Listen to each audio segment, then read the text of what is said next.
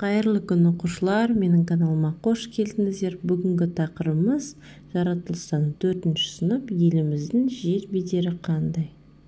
Бүгінгі тақырыпта сен еліміздің жер бедерінің ерекшелігімен танысасың.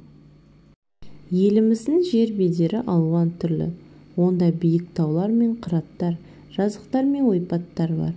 Жазықтар физикалық картада жасылмен боялады. Олар ежелгі теңіз немесе көлдердің орнында пайда болған.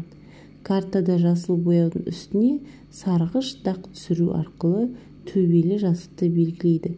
Төбелер бір-бірімен жалғасып қырат құрайды. Таулар картада қоңыр түске боялады. Тау биіктеген сайын картадағы қоңыр түс қоюлана түседі. Биік таулардың басынан қысы-жазы қар мен мұз кетпейді. Арасында сарқырап тау өзені ағып жатқан терең шатқалдар болады.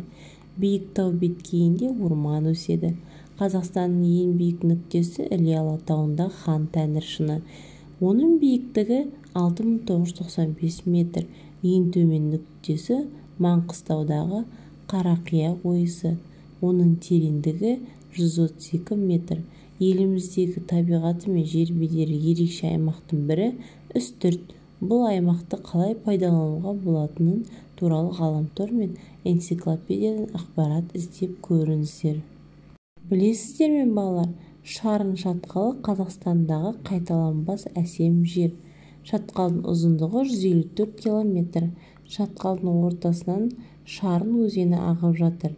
Көркіне көз тоймайтын әсем жер Алматы қаласынан 195 километр жерде орналасқан.